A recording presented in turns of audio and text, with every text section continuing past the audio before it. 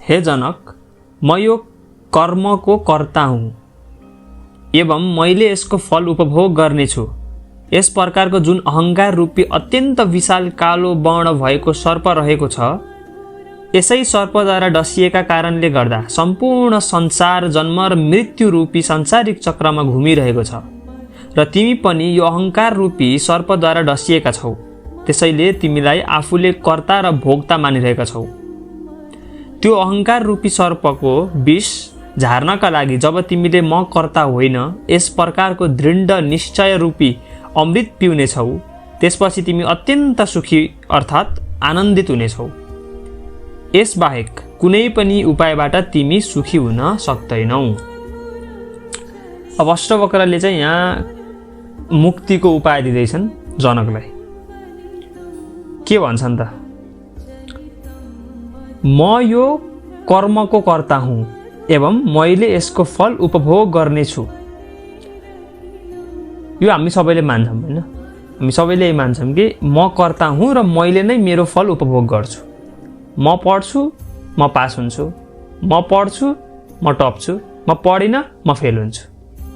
हाम्रो कुनै पनि कर्म, यदि हामी कुनै पनि एक्सन हामीले जब पर्फर्म गर्छौँ नि, कुनै पनि कर्म हामीले गर्छौँ नि, त्यो कर्म मद्वारा भइरहेको छ मान्न बित्तिकै त्यसको फलमा पनि हाम्रो आसक्ति जोडिन्छ। जब कर्ता छ तब कर्म हुन्छ, जब कर्म हुन्छ कर्मको फल हुन्छ, जब फल आउँछ फललाई भोग्नेवाला कोही न कोही त हुन्छ र कर्ता नै फल भोग्छ, कर्ताले नै फल भोग्नु पर्छ। जस्तै मैले चाहिँ एउटा आँपको रुख लगाएँ, म कर्ता हो नि त, मैले एउटा एक्सन गरेँ, मैले एउटा आँपको रुख बगैँचामा गएर रोपेँ।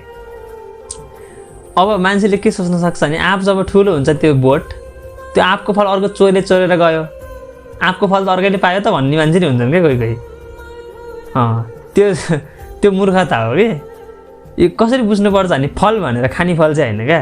यदि मैले आँप रोपेँ र कुनै चोरले त्यो फल चोरेर लयो भने, यदि मैले रोपेको हो माने भने मेरो आँपको फल चोरियो भनेर म दुखी हुन्छु क्या। त्यो चाहिँ हो कर्ता र कर्मफल भनेको, त्यस्तो हुन्छ। जो कर्ता त्यो भोग्छ भनेको त्यो हो। आँप लाएर आँपको फल खान पाउनुसँग चाहिँ यसको केही सम्बन्ध छैन। म यो कर्मको कर्ता हुँ एवं मैले यसको फल उपभोग गर्नेछु। यस प्रकारको जुन अहङ्कार रूपी अत्यन्त विशाल कालो वर्ण भएको सर्प रहेको छ, यसै सर्पद्वारा डसिएका कारणले गर्दा सम्पूर्ण संसार जन्म र मृत्यु रूप संसार चक्रमा घुमिरहेको छ।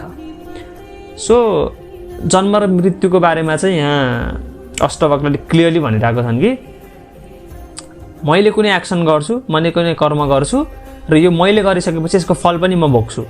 यही मान्यताले गर्दाखेरि नै यो जन्म र मृत्युको चक्कर घुमि नै रहेको छ क्या। किनभने हाम्रो धर्ममा के मानिन्छ भन्दाखेरि चाहिँ हामी चाहिँ यो मन बुद्धि अहङ्कार योभन्दा पनि टाढा जान सकिन्छ, सत्व रज तमस गुण भन्दा पनि टाढा जान सकिन्छ भन्ने कन्सेप्ट छ है। यदि त्यहाँ टाढा जान सकिन्छ र हामी गएको छैनौँ भने त्यो कालचक्र त घुमै गर्ने भयो होइन। जस्तै एउटा बाटो छ अरे, त्यहाँ कोइला छ अरे क्या।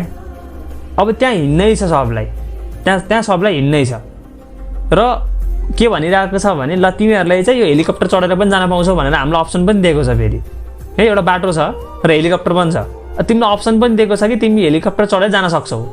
अब मलाई एउटा प्रश्न के सोध्न चाहन्छु भने यदि तिमीलाई हेलिकप्टर चलाउनै आउँदैन भने त्यो आगोको कोइला बाटोमा दौडेर जान ठिक कि हेलिकप्टर चढेर उडेर जान ठिक? कमसेकम त्यो आगोमा त एकछिन पनि बाँच्ने आश छ। त्यो हेलिकप्टरमा बसेर जुन बाटे बटन दबासी एकछिनमै काम तमाम हुन्छ हो कि होइन? सो यो साधना भन्ने कुरा त्यस्तै नै हो क्या लगभग। अप्सन छ, शङ्कराचार्यले गरेर देखाए, माधवाचार्यले गरेर देखाए, रामानुजाचार्यले गरेर देखाए, धेरै महापुरुषहरूले गरेर देखाए त्यो कुरा कि सम्भव छ। मनोबुद्धि अहङ्कारदेखि पनि टाढा जान सम्भव छ। हामीसँग त्यो अप्सन छ, तर हामीलाई कसरी गर्ने के गर्ने हामीलाई केही थाहा छैन क्या। त्यही भएर यही कारण हो यो जन्म र मृत्युको अझै सूक्ष्म शरीरको कुरा आइहाल्यो यहाँ होइन। किन सूक्ष्म शरीर हुन्छ, सूक्ष्म शरीर यो किन छ त चाहिँ कारण शरीर, सूक्ष्म शरीर होइन, तिम्रो स्थूल शरीर यो किन छन् त? किन छन्? किनभने तिमी छौ नि त। तिमी छैनौ भने यो कुनै कुरा पनि छ, यो हो क्या कुरा। यदि तिमी छैनौ भने कुनै पनि कुरा एक्जिस्ट गर्छ त? सूक्ष्म शरीर एक्जिस्ट गर्छ त? तिमी छैनौ भने सूक्ष्म शरीर कसको छ त? तिमी छैनौ भने कारण शरीर कसको छ त? तिमी नै छैनौ भने स्थूल शरीर कसको छ त? जस्तै तिमी कोमामा छौ रे, तिमी कोमामा छौ भन्दा नानी तिमी छौ भन्दा तिमीले अछु भन्छौ त? नै भन्दैनौ, तिमीले भन्नै सक्दैनौ। तिमी कोमामा छौ भने बाबु तिमी छौ भन्दा तिमीले हो म छु भन्न तिमीले सक्दैनौ। न तिम्रो जेन्डरले हो म केटा हो न केटी भन्न सक्छौ, न म शरीर भन्न सक्छौ, न म आत्मा भन्न सक्छौ। तिमीले रेस्पोन्सै दिन सक्दैनौ। तिमी छैनौ क्या त्यो बेला। होइन तिमीले भन्न सक्छौ किन छैन, म डक्टरले देखिरहेको हुन्छ त, मेरो आफन्तले देखिरहेको हुन्छ त। तिमीलाई म सोध्छु कि तिमीलाई कसरी थाहा छ कि तिनीहरूले तिमीलाई देखिरहेको छन्? तिनीहरू पनि छन् कि छैनन् थाहा हुन्न नि त्यो बेला त। हो त्यही भएर चाहिँ जब म छु मान्छौ तब मात्रै सबै कुराहरू हुन्छन्। हेर जस्तै कृष्णले गीतामा उनले के भन्छन् भन्दाखेरि कृष्णले मलाई कुनै पनि कर्म गर्न जरुरत छैन, तैपनि म कर्म गर्छु। उनी कर्मभन्दा माथि छन् क्या, यो एक्सन्सहरू यो जुन कर्म फलको जुन सिद्धान्तभन्दा माथिको कुरा मान्छे हुन् तिनी, भगवान् हुन्। कृष्णले अर्जुनलाई पनि भन्छन् यी प्राकृतिक गुणभन्दा टाढा जाऊ भनेर पनि भन्छन् उल्टै। सो सम्भव त छ कि आफूलाई कर्ता नमानिकन पनि कर्म गरोस्, सम्भव छ। फेरि एउटा कुरा म के हाइलाइट गर्न चाहन्छु भने उनीहरूलाई मुक्त पुरुषहरूलाई कर्म गर्न पर्ने कुनै जरुरत छैन, कुनै पनि जरुरत छैन। तर पनि उनीहरूले कर्म गर्न चाहिँ स्वीकार गर्छन् ताकि उनीहरूको कर्मले चाहिँ जगत कल्याण होस्। यो कुरा चाहिँ इम्पोर्टेन्ट छ। तिमी पनि यो अहङ्कार रूपी सर्पद्वारा डसिएका छौ। हामीले कहिले बुझ्ने? जब चाहिँ थोरै हात काट्छ हामीले देखिन्छ, हो मेरो त हात काट्यो, हामी ब्यान्डेज लाउन जान्छौँ, मै हात काट्यो भन्दै जान्छौँ, किनभने हाम्रो शरीरमा चोट परेको देखियो क्या, होइन? अब रियलमा नै एउटा सर्प आएर तिमीलाई टोक्यो भने त थाहा हुन्छ नि त सर्पले मलाई टोक्यो भनेर हस्पिटल जाउला। तर यो अहङ्कार रूपी सर्पले तिमीलाई टोकेको कसरी थाहा पाउँछौ? यो सम्भव नै छैन। किन थाहा छ? हाम्रो स्थितिमा सम्भव किन छैन भने त्यो अहङ्कार नै आफू हो त, आफूले आफूलाई टोकेको थाहा हुन्छ त। दुखिरहेछ भित्र फेरि है, किनभने हाम्रो छटपटाएको त छ हाम्रो चेतना। किन छटपटाइरहेछ? किनभने हामीले अहङ्कार हो, हाम्रो अहङ्कारले हामीलाई नै टोकिरहेछ र हामीलाई थाहा छैन क्या। तर दुखी चाहिँ रहेछ फेरि, केले टोकेको थाहा छैन मात्रै। अष्टवक्रले यहाँ क्लियरली भन्छन् कि बाबु नानी तिमीलाई टोक्ने भनेको अहङ्कार रूपी सर्पले हो। तर अहङ्कार त फेरि आफ्नै अहङ्कार हो, अर्काको अहङ्कार टोकिरहेको छैन पक्कै। हरेक व्यक्तिगत अहङ्कारले व्यक्तिलाई टोक्छ, हरेक व्यक्तिको। जब उनीहरू त्यो अहङ्कारदेखि माथि उठेर जान्छन् उनी आत्मामा गएर स्थित हुन्छन् भन्ने कन्सेप्ट हो बल्ल, या फिर आत्मा नै हुन् तिनीहरू, वास्तविक स्वरूप नै आत्मा हो भन्ने कुरा। जब आत्मा हुन्छ अहङ्कार हुँदैन, आत्माको स्थितिमा अहङ्कार हुँदैन र अहङ्कारको स्थितिमा आत्मा हुँदैन। यति भेद हामीमा र शङ्कराचार्यमा, हामीमा र कृष्णमा। उनीहरू आत्माको स्थितिमा छन्, हामी अहङ्कारको। तर कुरा गर्छौँ अहङ्कारबाट आत्माको फेरि। जस्तै अहिले हामी अहङ्कार भएर नै अष्टवक्रको कुराबाट आत्माको कुरा गरेर छौँ, अहङ्कारको कुरा गरेर छौँ। अष्टवक्र पो आत्माको दृष्टिबाट हामीलाई हेरेर बिचारा तिमी अहिले अहङ्कार रूपी सर्पको विष परेको तिमीहरूलाई भनेर उनले भनिरहेको छन् क्या। अनि हामी के गर्छौँ? हामी त अहङ्कार हामी आफै अहङ्कारले के गर्छौँ भने ओहो अहङ्कार रूपी सर्पले हामीलाई टोकिरहेछ अरे, हामीले थाहा पायौँ। अब औषधिको लगाइदिन्छ त नि, आफ्नै अहङ्कारले आफूलाई टोकिरहेछ। हामीलाई यो पनि थाहा छैन कि अहङ्कारलाई यदि हामीले मारिदिउँ भने, हाम्रो अहङ्कार रूपी सर्पले हामीले मारिदिउँ भने के हुन्छ, के बाँकी रहन्छ? हामीलाई कहाँ थाहा छ त नि। अष्टवक्रको पोइन्ट अफ भ्यूबाट एकदम ठिक अष्टवक्र, उनले त भनिरहेको छन् क्लियरली कि अहङ्कार रूपी सर्पले तिमीलाई टोकेको छ। उनले क्लियरली देखिरहेको छन् त्यो कुरा। तर हामी त आफै अहङ्कार हो र हामीले यो थाहा पनि पायौँ। जस्तै इक्जाम्पलको लागि म अलिकति काले छु होइन, म गएर ऐनामा हेर्दैछु, मलाई कालो देखिरहेको छु। म त काले छु भन्दा यस्तो दिमाग खराब गरेर बसिरहेको छु म। जबकि मैले मलाई हेरेर म कालो छु भनेर मानेर म मेरो दिमाग खराब गराइरहेको छु भने अब एउटा मान्छे आएर के भन्छ अरे भने सुन तिमी वास्तवमा कालो छौ भनेर क्या उसले अर्थ सेम लगाइदिएको हो नि त हेर है मैले ऐनामा देखेको पनि म काले नै हो उसले के भन्छ तिमी वास्तवमै काले हो क्या तिमी वास्तवमै काले हो भनेपछि तिमी दुःख केको लागि मानिरहेको छौ होइन आफूले ऐनामा कालो छु भनेर तिमी स्याड भइरहेको छौ तिमी स्याड किन भइरहेको छौ भने तिमीले गोरोसँग कम्पेयर गरिरहेको छौ तर त्यो व्यक्ति जो छ नि त्यो व्यक्तिले तिमीलाई गोरोसँग कम्पेयर गरेर भनेको होइन क्या त्यसले तिम्रो रियालिटी भनेको कि तिमी वास्तवमा कालो छौ सो यो पछि बल्ल हामीले के बुझ्न पर्छ भने जब अष्टवक्रले भने कि आत्मा जुन आत्मा छ आत्माको पोइन्ट अफ भ्यूबाट अष्टवक्रले के भन्छन् भने तिमी अहिले अहङ्कार रूपी सर्पद्वारा डसिएका छौ र मैले के भने तिमी नै अहङ्कार हौ तिमी नै अहङ्कार हो र तिमीले तिमीलाई डसेको जस्तै आफूले त्यो ऐनामा आफूलाई हेरेको भयो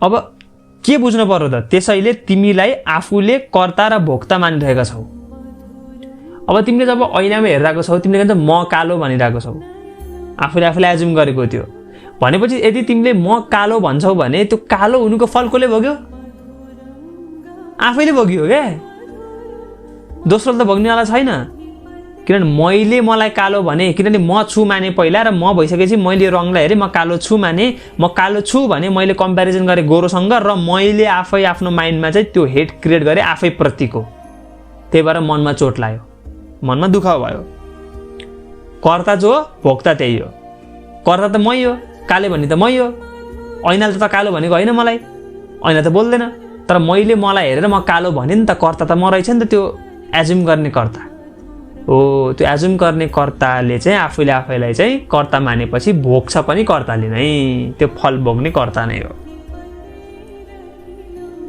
त्यो अहङ्कार रूपी सर्पको विष झार्नका लागि जब तिमीले म कर्ता होइन यस प्रकारको दृढ निश्चय रूपी अमृत पिउँछौ त्यसपछि तिमी अत्यन्त सुखी अर्थात् आनन्दित हुनेछौ अब अहङ्कार नष्ट भएपछि त हाम्रो वास्तविक स्वरूप त आनन्दै हो फेरि यो चाहिँ हाम्रो फ्याक्ट हो तिम्रो वास्तविक स्वरूप आनन्द हो तर तिमी वास्तविक स्वरूप भुलेर दुःखमा बाँचिरहेको छौ सबैजना त्यही छ हालत हेर स्कुलमा हेर कलेजमा हेर रोडमा हेर फुटपाथमा हेर स्कनमै गएर हेर जहाँ गएर हेर नि हेर मान्छे दुःखी त छ फेसमा देखिन्छ त्यो भित्र नाम जपिन्जेल खुसी देखिन्छन् बाहिर आएपछि त्यस्तै हो not everybody but many of them तिमी चाहे पशुपतिनाथ जाऊ त्यहाँ पनि हालत त्यस्तै छ यो कुनै अर्गनाइजेसनको कुरा गरेँ होइन मैले सबैको कुरा गरिरहेको छु एज अ होल नै त्यस्तै छ हालत पीडित सबै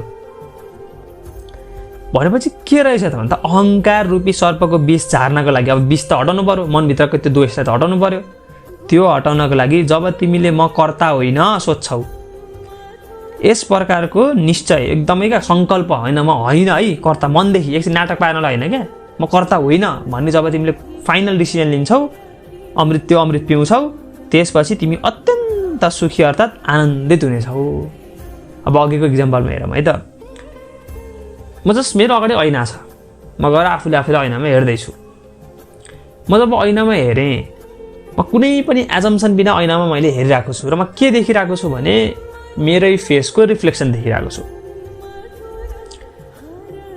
मैले बस त्यति बेला चाहिँ के देखिरहेको छु भने मैले मेरो फेसको रिफ्लेक्सन मात्र देखिरहेको छु क्या बस कुरा त्यति हो सक्यो अरू केही पनि हुँदैन क्या जब तिमी कर्ता हुँदैन नि कुरा त्यति हो क्या त्यहाँभन्दा बढी केही पनि हुँदैन क्या म अहिले बोलिरहेको छु नि म बोलिरहेको छु सक्यो कुरा no assumption no over thinking no multiple thoughts nothing भनेपछि आनन्द बाहेक दोस्रो के छ त नि जब म एक्सपेक्टेसन छैन केही कुराको म आनन्दित छु म सानो बच्चा जन्मिसकेपछि उसलाई यदि खानको एक्सपेक्टेसन छैन भने ऊ सेटिस्फाइड हुन्छ क्या यत्तिकै नै क्या जब हामीले निड क्रिएट गर्छौँ तब मात्र दुविधा हुने हो निड किन क्रिएट गर्छौँ भने मलाई चाहियो भने सोध्छौँ क्या कुरा त्यो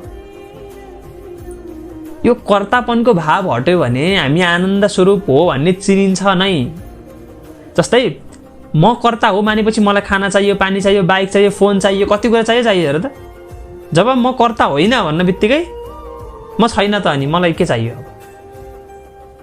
तर यही कुरालाई तर प्र्याक्टिकल हेर्न सक्नु पर्यो हामीले। यहाँ यो बाटो हावा हो एकदम पुलाउ पका जस्तो हुन्न कुरा, एकछिनपछि त भोक लाग्छ फेरि खान त पर्यो। सो यहाँ कर्ताको यो अहङ्कार रूपी सर्पको झार्नलाई म कर्ता होइन, यस प्रकारको दृढ निश्चय अमृत पिउनेछ, त्यसपछि चाहिँ तिमी अत्यन्त सुखी अर्थात् आनन्दित हुनेछौ। यो अमृत पिउने कुरा के गरेर राख्ने हेर न, उनले के भनिरहेको छन् भने जब चाहिँ तिमीले म कर्ता हो मान्छौ तब तिमी दुखी हुन्छौ रे, जब तिमी म कर्ता होइन मान्छौ तब तिमी सुखी हुन्छौ रे। भनेपछि यो सबै कुरा कस्तो कुरा भयो भने एउटा पेन समातेर यो पेन चाहिँ एकछिनपछि बाघ बनेर मलाई खान्छ अरे भनेर सोचेर बस्यो भने मलाई डर त लागिरहेको छ पक्कै। र जुन पोइन्टमा मैले बुझ्छु कि यो पेन हो, यसले लेख्न काम गर्छ, बाघ बन्नेवाला छैन, तब मलाई दुःख हुन्छ त, चिन्तित हुन्छु त, म हुँदिनँ के। यही कुरा हो कर्ता र कर्म कुरा। जब कर्ता छ तब पो भोग्छ, अब कर्तै छैन भने उसले भोग्दैन क्या। यो शरीरसँग उसको एट्याचमेन्ट छैन, शरीरप्रतिको उसको केही पनि मोह छैन, लोभ छैन होइन। यो हुन बित्तिकै त्यो कर्तापनबाट माथि उठ्यो र उसले चाहिँ कर्ता छैन भने भोग्न पनि केही कुरा पनि भोग्नु पर्दैन उसले। सो कुरा चाहिँ यो आनन्दित हुनेछ भइहाल्यो। यसबाहेक कुनै पनि उपायबाट तिमी सुख हुन सक्दैनौ, किनभने यसबाहेक अरू उपाय पनि छैन नि त। कि चाहिँ तिमी छौ कि चाहिँ तिमी छैनौ, यो दुईटा बाहेक अरू कुरा हुन सक्दैन। तिमी छु, म छु भन्ने के हो, म छु भन्ने चाहिँ कर्तापनको अभिमान हो। तिमी निश्चित रूपमा छौ, राम्रोसँग बुझ है। यहाँ यिनले अष्टवक्रले जब म कर्ता हो या म कर्ता होइन भन्ने कुरालाई जब उनले छुट्याइरहेको छन्, हामीले के बुझ्नुपर्छ भने तिमी छन त छौ त यार, फिजिकल म्याटरमा छौ, त्यसमा के को म कर्ता होइन त। तिम्रो कन्सियसनेस जुन छ नि, कन्सियसनेस चेतना, त्यो चेतनाले चाहिँ आइडेन्टिफिकेसन जोडेको मात्रै हो क्या बडीसँग। चेतना त छ र त्यही चेतना एज अ होल नै आत्मा भनिन्छ। खास आत्मा त चेतनशील छ नि त। सो एज अ होल चाहिँ तिम्रो एक्जिस्टेन्स छ, त्यही भएर तिमी आत्मा हो हेर। र त्यो आत्माको स्टेट चाहिँ प्योर छ, ब्लिसफुल नै छ, उसलाई केही पनि चाहिएको होइन। तर यो देहले जब उसलाई ढाकेको छ, यो देहलाई अनेक थरीका कुरा चाहिएको छ। देहलाई चाहिएको छ, आत्मालाई होइन क्या। तिम्रो शरीरलाई चाहिएको हो, आत्मालाई होइन। सो त्यो स्टेटलाई रियलाइज गर्यौ भने के भयो त, तिमी त्यही हो त। जब तिमीले आफूलाई चोर मान्छौ, तिमीले के गर्नु पर्यो, चोरी गर्नु पर्यो क्या होइन। चोरी गर्न सजिलो छ छैन पक्कै। त्यस्तै जब तिमी म आनन्द स्वरूप मान्छौ, तिमी आनन्दित हुँदैनौ त। बस यति रियलाइजेसन हो, त्यहाँभन्दा बढी केही पनि छैन। म दुखी छु मान्छौ, तिमी दुखी हुन्छौ। यो कुरा आउँछ यहाँ कतापट्टि आउँछ भने ठ्याक्क यो चाहिँ हाम्रो 11औं या 10-11औं श्लोकमा आउँछ यही कुरा। तर हाम्रो अहिले एउटै श्लोक माथि भयो। आजको लागि यति नै, हस्, धन्यवाद।